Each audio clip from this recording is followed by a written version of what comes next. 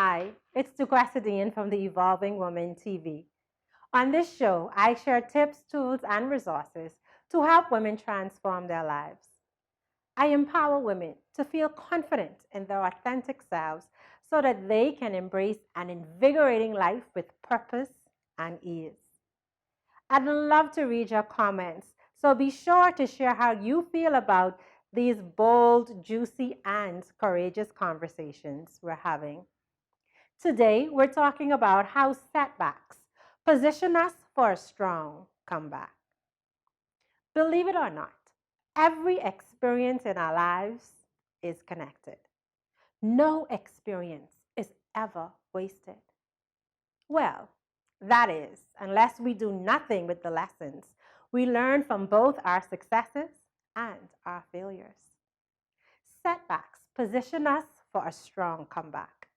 When we find the lesson in each experience, we are equipped and empowered to now use those lessons to reposition us in the future. After I cleared my heart of bitterness, anger, disappointment, and hurt, I gained the clarity I needed to see how the lessons of my past could help me build my best future.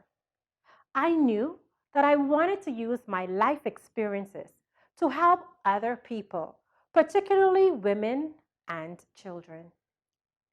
With my newfound clarity, I identified the silver linings in my past experiences and build them and use them to build my future. My nonprofit organization, Transition Mentoring Program, a youth organization that helps young people to build healthy, positive self-esteem and great personal character, was established to help young people thrive. We offer these programs to young children and young adults free of charge because I had firsthand experience with low self-esteem and low self-worth. Had I not been what some people refer to as a troubled teen, I would not be able to connect with the teens we mentor today. As a teen, I struggled. I struggled with feelings of inadequacy. It was difficult to believe that I measured up to the standards that were set for me. I rebelled to get attention. After all, attention is attention, right? And even when it's negative, it means someone is paying attention to me. My confidence and healthy self-esteem was covered up and replaced by a negative self-image and limited social graces. I am not ashamed of those experiences. They helped me to build the person that I am today. I recognize, though, that I could convert those experiences into something special that would help other young people create a foundation for a successful life. I also formed an organization called The Power of Her, a movement to inspire, motivate, and encourage women to pursue their dreams. My near-death experience put many things in perspective for me. It was the catalyst for my rebirth. My poor decisions and routine living had me considering tapping out on life. After working with a mentor for 10 consecutive years, I was able to heal my trauma, release my pain, build my skills, grow and develop consistently, and release the limits that were self-imposed. Women struggle with finding purpose, being confident and decisive, as well as dealing with anxiety about the future. Many of us have had traumatic experiences that weigh us down.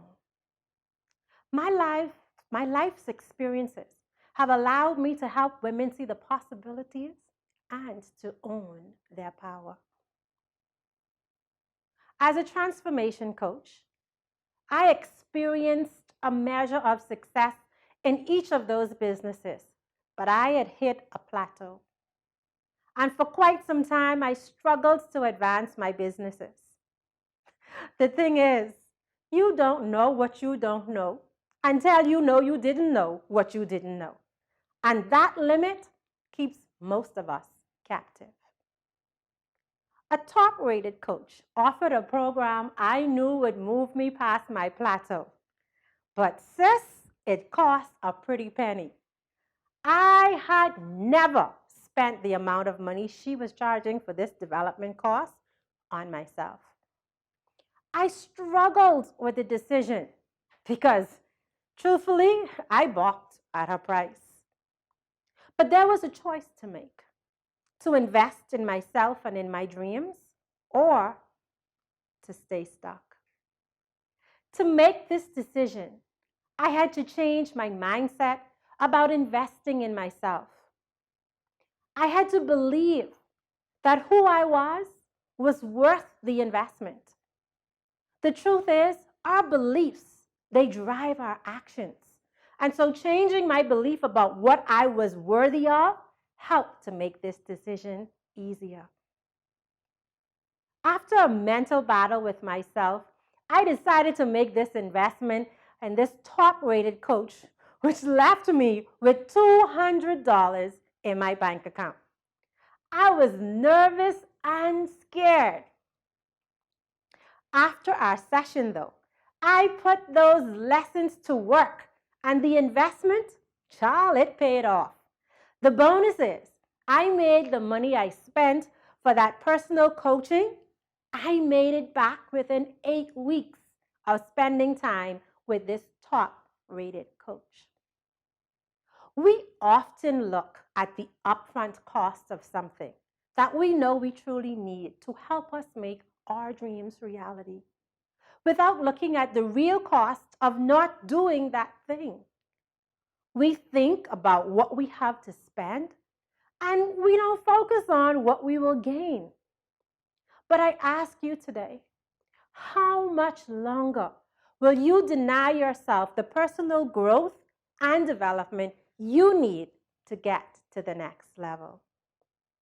I don't know it all, but here is something that I do know. Failure, it isn't final.